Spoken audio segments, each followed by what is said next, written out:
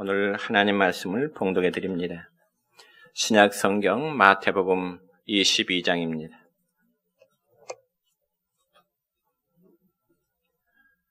마태복음 22장 34절부터 40절에 있는 말씀까지입니다. 제가 봉독해 드립니다.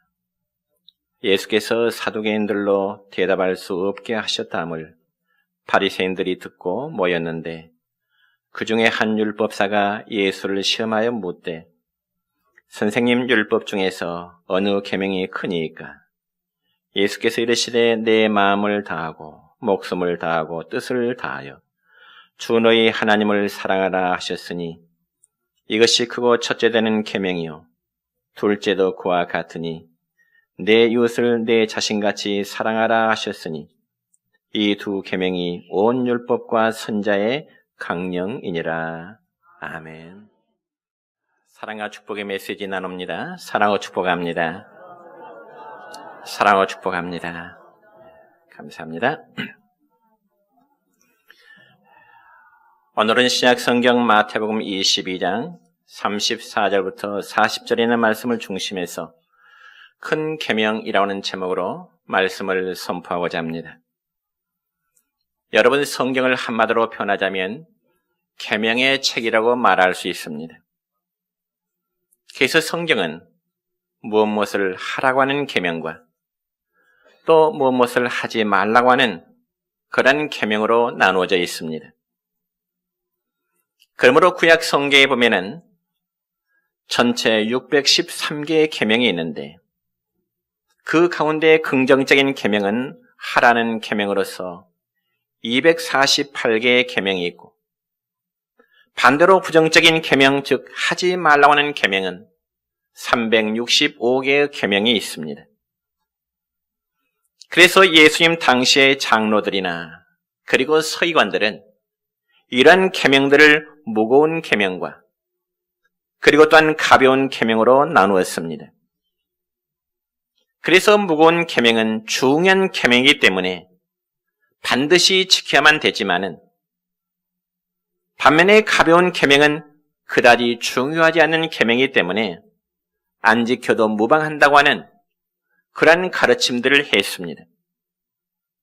그러면 정말 그럴까요? 답은 그렇지가 않습니다. 우리 인간들이 지키지 않아도 될 계명이라면 하나님은 굳이 계명을 주셔서 말씀하시지를 않으셨을 것입니다. 물론 우리 인간들의 관점에서 구분할 때 중요하고 또한 덜 중요한 것처럼 느껴질지 몰라도 하나님의 계명은 우리가 반드시 지켜야 될 계명이기 때문에 우리에게 주신 것입니다. 그럼에도 구약의 이스라엘 백성들은 성경에서 가장 큰 계명은 바로 쇠마라고 해서 신명기 6장 4절부터 5절까지의 말씀을 들고 있습니다. 거기 보면 이렇게 기록되어 있네요. 시작. 이스라엘아 들으라. 우리 하나님 여호와는 오직 유일한 여호와이시니 너는 마음을 다하고 뜻을 다하고 힘을 다하여 내 하나님 여호와를 사랑하라. 아멘. 그래서 이 계명을 쇠마라고 해서 이마에도 써붙이고 또한 팔목에도 써붙이고 심지어는 대문간에 써붙이면서 날마다 이 말씀을 읽고 애웠던 것입니다. 그리고 이 말씀은 가정이나 성전에서 예배를 드릴 때 낭송하는 일종의 신앙 고백문이 된 것입니다. 그래서 이 말씀을 보면은 마음과 성품을 다하여 여호와 하나님만을 사랑하도록 말씀하고 있는데 여러분, 우리 모두가 정말 하나님만을 사랑한다면 형제와 이웃을 사랑할 수밖에 없는 것입니다. 그래서 이 시간 본문의 말씀을 보면 한 율법사가 예수님께 나와서 율법에 관한 질문을 예수님께 묻게 됩니다. 여러분, 특별히 율법사라 하면은 율법에 정통한 신학자입니다. 그리고 또한 율법의 법률의 전문가이기도 합니다. 그러므로 성경은 율법사를 다른 말로 교법사라고도 하고요. 또한 서기관이라 이렇게 표현되기도 합니다. 그러니까 예수님을 찾아온 이 율법사는 율법에 대해서 한마디로 전문가라고 말할 수 있습니다. 그런데 오늘 본문 36절의 말씀 보면 그가 예수님께 찾아와서 묻는 이 질문은 선생님, 율법 중에서 어느 계명이 가장 클까요? 라는 질문입니다. 그러면 이 율법사가 정말 어떤 계명이 가장 큰 계명인 줄 몰라서 그가 예수님께 나와서 율법 중에 어느 것이 클까요? 이렇게 물었을까요? 그렇지가 않습니다. 여러분 35절의 말씀 보면 율법사는 예수님을 시험해 보고자 하는 그런 목적을 가지고 예수님에게 율법 중에 어느 계명이 가장 클까요? 라고 하는 이러한 질문을 하게 된 것입니다. 그때 예수님께서는 율법사가 묻는 가장 큰 계명에 대해서 오늘 본문 37절로 39절까지의 말씀으로 답을 주십니다. 같이 읽습니다. 예수께서 이르시되 내 마음을 다하고 목숨을 다하고 뜻을 다하여 주 너희 하나님을 사랑하라 하셨으니 이것이 크고 첫째 되는 계명이요 둘째도 그와 같으니 내 이웃을 내 자신같이 사랑하라. 아멘. 여러분, 그러니까 구약에 기록된 613가지의 계명을 10가지로 간추린 것이 바로 10계명이고요. 이 10계명을 둘로 줄이면 위로는 하나님을 사랑하는 것이고 그리고 아래로는 이웃을 내 몸처럼 사랑하는 것이 바로 율법의 대강령이라고 말씀하십니다. 그리고 이 두 계명을 또다시 하나로 줄인다면 바로 사랑인 것입니다. 여러분, 이웃 사랑에 대한 말씀이 요한일서 3장 10절로 18절까지 구체적으로 설명되어 있는데 그 중에 특별히 요한일서 3장 16절의 말씀 보면 이렇게 기록되어 있습니다. 시작. 그가 우리를 위하여 목숨을 버리셨으니 우리가 이로써 사랑을 알고 우리도 형제들을 위하여 목숨을 버리는 것이 마땅하니라. 아멘. 뿐만 아니라 요한일서 3장 18절에 보면 또 이렇게 기록됩니다. 시작. 자녀들아, 우리가 말과 혀로만 사랑하지 말고 오직 행함과 진실함으로 하자. 아멘.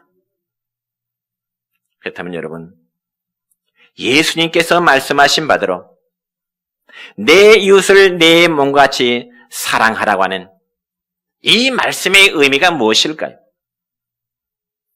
즉 이는 다른 사람의 몸도 역시 내 자신의 몸처럼 사랑하라고 하는 그런 의미인 것입니다. 그렇다면 솔직히 우리 한번 생각해 볼까요? 우리 각자는 내 자신의 몸을 얼마나 귀하고 얼마나 소중하게 여기십니까? 뿐만 아니라 내 자신의 인격 역시 얼마나 소중히 여깁니까? 여러분, 사람이 아무리 힘들어도 참고자 하지만 아주 사소한 일이라도 상대방으로부터 자신의 인격이 무시당하는 것만큼 이거 참 견디기 힘든 일입니다. 그러니까 우리가 사랑 말은 한다 할지라도 상대방의 인격에 대한 존중심이 없다면 결코 이웃에 대한 진정한 사랑의 행위를 베풀 수가 없다는 것입니다. 그럼 우리가 이웃을 사랑하고자 할 때 계명을 지키기 위해서는 첫째는 입장을 바꿔놓고 한번 생각하자는 것입니다. 여러분, 예를 들어서 어떤 여성이 유흥업소에서 율랑녀의 생활을 한다고 하면 우리가 그를 바라보고 생각하는 이미지가 무엇일까요? 참 그 여성은 더럽고 참 추한 여자로 정죄하고 싶은 아마 그런 생각이 들 것입니다. 그렇지만 입장을 바꿔놓고 생각하면은 저 여성의 가정 환경이 얼마나 나빴으면 얼마나 힘들었으면 저런 생활을 할까? 저런 죄에 빠졌을까? 그런 생각을 하게 될 것입니다. 여러분, 몇 년 전에 미국에서 있었던 사건 가운데 우리나라 국민들에게 충격을 안겨다 준 하나의 사건이 있었습니다. 정확히 말하자면 지금으로부터 약 10년 전, 그러니까 2007년 4월 17일이었습니다. 우리나라 교포로서 미국 버지니아 공대를 다니던 조승희라는 남자 청년이 총기를 난사해서 미국 대학생 32명을 비참하게 죽였던 그런 사건이 있습니다. 그때 우리 국민들은 그 학생을 위해서 정말 잔인한 놈, 나라 망신까지 시킨 놈, 그러면서 별별 비판의 말을 다 했습니다. 물론 그보다 더 악한 말을 퍼붓는다 할지라도 사건 당사자는 당연히 그런 비난을 받을 수밖에 없는 그런 상황이었습니다. 한두 사람도 아니고요. 무려 32명의 무고한 생명을 희생시키는데 그 자신의 입에서는 혹은 그의 가족들에 비해서 무슨 변명의 말이 나올 수 있겠습니까? 그렇지만 우리가 입장을 바꾸어 놓고 생각하면은 그 학생이 미국이라는 땅에서 얼마나 왕따를 당하고 남들이 알아주거나 정말 자기 자신의 마음을 이해해주는 사람이 없고 대화하는 사람이 없기 때문에 그런 폭발을 했을까? 어쩌면 동정 아닌 동정의 마음을 가져보기도 합니다. 정말 그가 오죽했으면 그런 일을 저지를 수밖에 없었을까? 입장을 한번 바꿔서 생각해 보자는 것이죠. 여러분 마태복음 7장 12절의 말씀 보면 우리 주님은 이런 말씀하십니다. 시작. 그러므로 무엇이든지 남에게 대접을 받고자 하는 대로 너희도 남을 대접하라. 이것이 율법이요 선지자니라. 여러분 예수님이 이 말씀을 하신 것도 입장을 바꾸어 생각할 때 가능하다는 것입니다. 내가 저 사람의 입장이라면 저가 무엇을 원할까 생각을 해야 남을 바르게 대접할 수 있는 것입니다. 여러분 이런 이야기가 있습니다. 어느 기차 안에서 한 남자가 어린 아기를 업고 있었습니다. 그런데 그 어린 아이는 아빠의 등에 업혀 있지만은 어찌나 울어대든지 그 열차 안에 타고 있는 손님들이 견딜 수가 없는 겁니다. 그러자 참다 못한 한 여성 승객이 아기 아빠에게 말하기를, 아니, 아기가 지금 배고파서 그런 것 같으니까 아기를 엄마에게 주어서 젖을 좀 물리게 하세요. 그래서 신경질적으로 여성 승객이 아기를 업고 있는 아기 아빠에게 말하는 것입니다.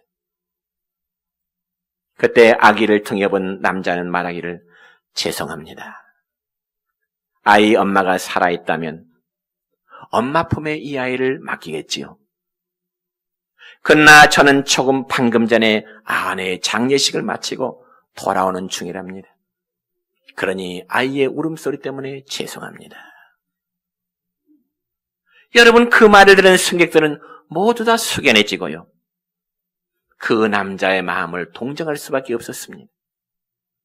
여러분 오늘날 사람들은 너무 이기주의가 강하기 때문에 자기밖에 모르고요. 남을 잘 이해하려고 하질 않습니다.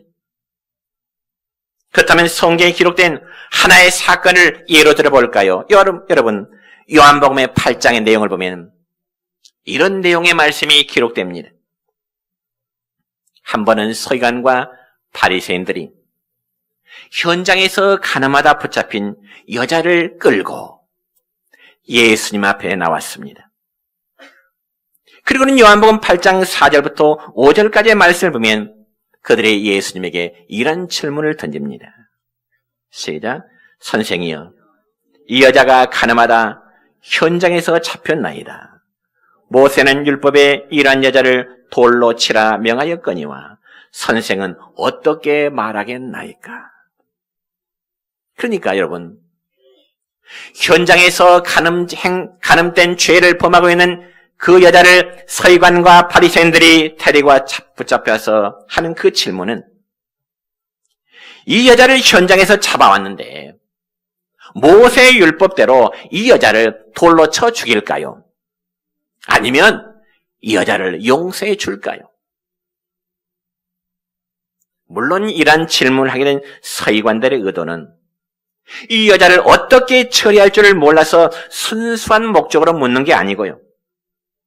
여러분 요한복음 8장 6절의 말씀 보면은 예수님을 시험하기 위한 그런 의도였습니다. 과연 예수님이 사랑을 선포하는데 범죄한 이 여자의 죄를 무시하고 사랑해 줄 것인가? 아니면 모세의 율법대로 이 여자를 돌로 쳐 죽여야 할 것인가? 예수님을 시험하게 한 목적이다 그 말이죠. 그렇다면 서기관과 바리새인들의 질문을 받은 우리 예수님의 답변은 어떠했을까요? 이 점에서 요한복음 8장 7절을 보니까 이렇게 기록됩니다. 시작. 너희 중에 죄 없는 자가 있으면 먼저 돌로 치라. 아멘. 너희 중에 죄가 없는 자가 있다면 이 여자에게 돌을 던져서 쳐 죽이라는 말입니다. 여러분 얼마나 명쾌한 답변이신가요? 저기 말씀에 보면은 너희들 역시 가늠한 여인 못지않게 죄가 많다는 것입니다. 그때 예수님의 답변을 듣는 모든 사람들의 이제는 반응이 어땠을까요? 요한복음 8장 9절의 말씀이네요. 시작.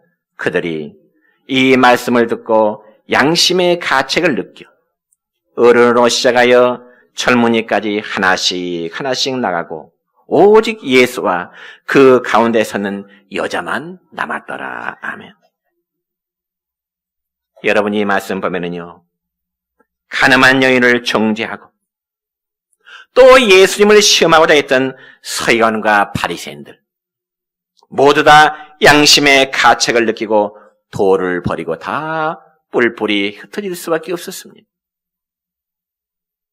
정말 그들 중에 어느 한 사람이라도 스스로 생각하기를 나에게는 죄가 없다고 자신 있는 사람이 있었다면 아마 그 여인에게 돌을 던졌을 것입니다. 그렇지만 그들 중 어느 한 사람도 스스로 죄 없다고 자신할 자가 없기 때문에 모두 다 그 자리를 뜰 수밖에 없었던 것입니다. 그리고 그 자리는 오직 여자만 남아있을 때 예수님이 그에게 다가서 물으십니다. 뭐라고 물으실까요? 너를 정죄하는 자가 없느냐? 너를 붙잡아온 서기관과 바리새인들 그리고 앞에서 구경하는 무리들 다 어디 갔느냐? 주님이 물으실 때 예, 없나이다. 그때 주님은 요한복음 8장 11절 말씀 보면은 여인에게 이렇게 말씀하십니다. 시작. 예수께서 이르시되 나도 너를 정죄하지 아니하노니 가서 다시는 죄를 범하지 마라.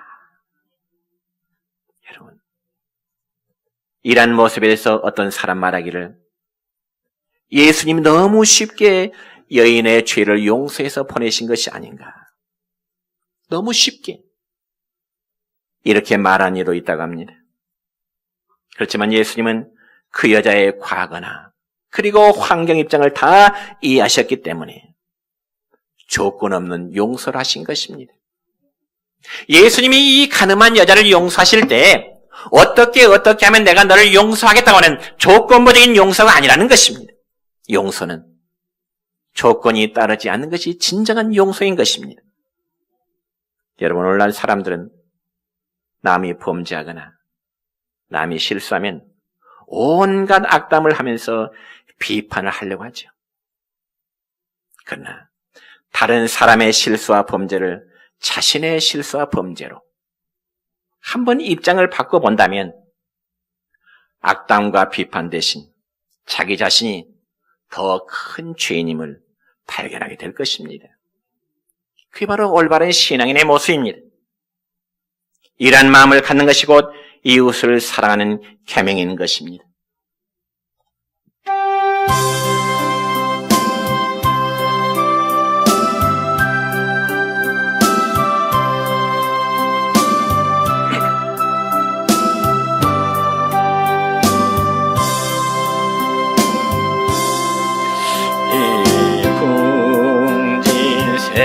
세상을 만났으니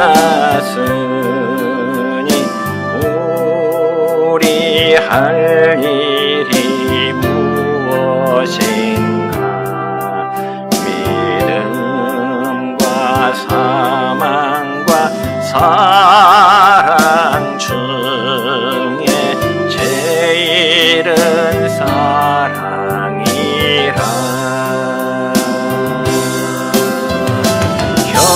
형제여 서로 사랑하자. 우리 서로 사랑하자.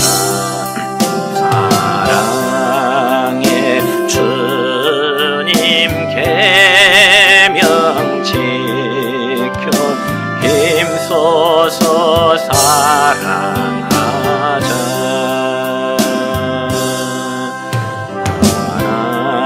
하나님은 곧 사랑이요 주 예수님도 사랑이라. 성령 받은 자 큰 증거는 온전한 사랑이라.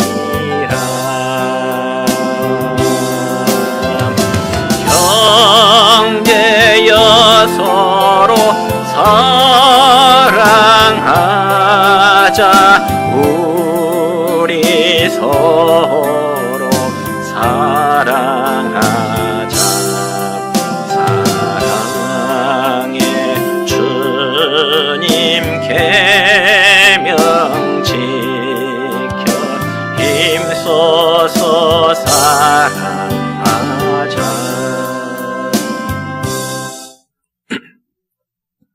두 번째로 큰 계명은 결과를 먼저 생각하는 것입니다. 여러분, 우리 성도들이라면 무슨 행동이나 어떤 말을 하기 전에 이 행위의 결과가 어떻게 될까를 먼저 생각하고 말도 하고 그리고 행동도 해야 되는 것입니다. 그래서 영어에 생각하는 모자를 쓰라는 말이 있는데 thinking cap이라는 말이 있어요. 즉 그 말은 함부로 말하지 말고 그 말의 결과를 생각해 본 다음에 말하라는 것입니다. 여러분 앞에서 말씀을 드렸듯이 온 세상을 놀라게 한 조승이라는 청년이 32명이나 사살한 그 참사의 결과를 그 학생이 먼저 생각했더라면 차마 그런 행동을 하지 않았을 것입니다. 비록 가족은 있었지만 학교 생활에서 자신을 이해하고 대화해주는 사람이 없이 모든 친구들로부터 왕따를 당했기 때문에 한순간 이성을 잃어버린 결과 그 엄청난 행동을 하게 된 것입니다. 그럼 우리는 좌우간 어떤 행동을 하기 전에 결과를 먼저 생각하는 것은 대단히 지혜로운 일인 것입니다. 여러분, 우리가 성경에 보면은 아담과 하와는 자신들이 선악을 알게 한 나무 실과를 따먹으면 정령 죽으라고 하는 그 죄의 결과를 먼저 생각했더라면 아마 그들은 그 나무의 열매를 따먹지 않았을 것입니다. 그럼에도 나무 실과를 보니 그 나무 열매야말로 정말 먹음직도 하고요, 보암직도 하고요, 지혜롭게 할 만큼 탐스럽다 보니까, 자꾸 쳐다보니까 무서운 죄를 범하고 온 인류에게 죄의 불행을 안겨다주게 된 것입니다. 여러분, 이런 이야기가 있습니다. 믿음이 아주 독실한 미군이 동양 어느 나라에서 근무하던 중에 너무나 애로우니까요, 술을 마신 후에 율랑녀와 잠자리를 함께하게 되었습니다. 그리고 그는 세월이 흘러서 근무를 다 마치고 자기 본국으로 이제 귀국한 후에 한 여성과 이제 결혼을 하게 되었습니다. 그리고 드디어 아기를 갖게 되었고요, 출산할 때가 돼서 아내와 함께 병원에 가보았습니다. 그리고 얼마 후에 아기가 태어났는데 그 아이에게 성병 매독균에 감염되어서 아이의 눈에 고름이 차게 되고요. 코가 삐뚤어지는 등 아이가 불구자로 태어나게 되었습니다. 왜 그랬을까요? 그건 바로 죄의 결과를 생각하지 아니하고 일시적인 충동을 못 이겨 죄를 범했기 때문에 그렇습니다. 이처럼 마귀는 언제나 달콤한 맛으로 성도들을 유혹하게 되는 것입니다. 괜찮아. 나중에 회개하면 되지 뭐. 괜찮아. 지금 범죄해도 나중에 회개하면 되지 뭐. 그러면서 유혹하게 되지만 그 결과는 100배, 1000배 아주 쓴맛의 결과를 가져다 주는 것입니다. 그렇지만 하나님은 처음에 우리에게 쓴맛을 주다가 후에 100배, 1000배 달콤한 복을 주시는 것입니다. 그러면 우리의 삶은 매일매일 우리를 씨를 뿌리며 산다고 비유할 수 있습니다. 즉 우리가, 여러분이 매일매일의 삶을 어떠한 씨를 심느냐는 것은 어떠한 열매를 여러분이 얻게 되느냐는 중요한 문제인 것입니다. 여러분의 삶이 어떠한 씨앗을 심고 살아가십니까? 믿음의 선한 씨앗을 심고 사십니까? 아니면은 죄의 씨앗을 뿌리면서 살아가십니까? 그 열매는 반드시 거두게 될 것입니다. 여러분, 나쁜 씨에서 좋은 열매를 기대하는 것은 참으로 어리석은 일이죠. 그래서 하나님은 매일 우리의 행실을 저울로 달아보고 계십니다. 그런 인식을 하십니까? 우리의 행동 하나하나를 하나님은 저울로 달아보고 계십니다. 그러므로 바라기는 우리가 하나님의 계명을 지키고자 할 때 그에 따른 결과가 어떠한 것인가를, 나의 이 말에 내뱉는 말의 결과가 어떻게 될 것인지, 나의 행동 하나하나가 어떤 결과로 돌아오게 될 것인지 염두에 두면서 하나님의 계명을 지켜야 되는 것입니다. 세 번째로 큰 계명은 하나님의 임재를 생각하는 것입니다. 여러분, 우리가 다른 사람과의 입장을 바꿔놓고 생각하는 것 중요하고요. 또 결과를 먼저 생각하는 것도 중요하지만은 나머지 더 중요한 것은 성령 하나님이 늘 나와 함께 하시고 지켜보고 계신다고 하는 그 생각을 가지고 살아가야 되는 것입니다. 즉 성도들이 하나님의 계명을 지킨다고 하는 것은 하나님의 임재하심을 늘 인식하면서 살아가고 있다고 하는 증거가 되는 것이죠. 여러분, 성경에 보면 요셉은 고난과 역경 속에서도 언제나 하나님이 자기와 함께 하신다는 그 생각하며 살았기 때문에 힘든 고난도요, 그리고 시험도요 이겨낼 수 있었던 것입니다. 자신이 당하는 현실의 고난은 하나님이 지켜보고 계신다는 것. 뿐만 아니라 다니엘 보면 다니엘 역시도 많은 고난과 핍박을 받으면서 심지어는 굶주린 사자굴에 빠져 잡혀 먹일 수밖에 없는 환경 속에서도 하나님이 눈에 보이지 않지만 늘 자기와 함께 하심을 생각하며 살았기 때문에 이 다니엘은 바로 우리가 믿음의 영웅이라고 그렇게 표현할 수 있는 것입니다. 여러분, 고린도후서 5장 7절의 말씀엔 이런 말씀이 있습니다. 시작. 이는 우리가 믿음으로 행하고 보는 것으로 행하지 아니함이로라. 아멘. 믿음으로 행하고 보는 것으로 행하지 아니함이로라. 이 말을 다시 말씀드리자면 보이지 않는 하나님을 보이는 것 이상으로 하나님의 임재를 생각하며 살아가는 것, 이게 바로 참 신앙인 것입니다. 여러분, 오래전에 제가 목회자 세미나에 참석했을 때 들은 이야기인데, 어떤 강사님은요, 자신이 섬기는 교회 강단 중앙 의자에는, 이 강단의 가장 중앙 의자에는 제일 좋은 방석을 깔아놓는데요. 그리고 이 강단 중앙 의자에는 아무도 못 앉게 한대요. 물론 목사님 자신도 이 강단 중앙에 있는 의자는 절대로 앉지 않는다는 거죠. 왜냐하면 이 강단의 중심의 의자는 성령 하나님의 자리라는 그런 마음 때문에 그런데요. 물론 좀 지나칠 정도로 미신적인 것 같지만은 그 목사님은 강단에 늘 하나님의 임재를 실감하기 위해서 강의상 중앙에 자리는 성령 하나님의 자리로 가장 좋은 곳으로 놓았다는 이야기를 들어봤습니다. 참 좋은 생각이요. 참 은혜로운 그런 이야기였습니다. 그래서 구약성경 시편 139편 1절부터 4절까지의 말씀 보면 이 다윗이 얼마나 하나님의 임재를 실감해 살았는지 이런 고백을 하네요. 시작. 여호와여, 주께서 나를 살펴보셨으므로 나를 아시나이다. 주께서 내가 앉고 일어섬을 아시고 멀리서도 나의 생각을 밝히 아시오며 나의 모든 길과 눕는 것을 살펴보셨으므로 나의 모든 행위를 익히 아시오니 여호와여, 내 혀의 말을 알지 못하시는 것이 하나도 없으시니이다. 내가 주의 신을 떠나 어디로 가며 주의 앞에서 어디로 피하리이까? 내가 하늘에 올라갈지라도 거기 계시며 음부에 내 자리를 펼지라도 거기 계시니이다. 내가 새벽 날개를 치며 바다 끝에 가서 거할지라도 곧 거기서도 주의 손이 나를 인도하시며 주의 오른손이 나를 붙드시리이다. 아멘. 성도 여러분, 말씀 맺습니다.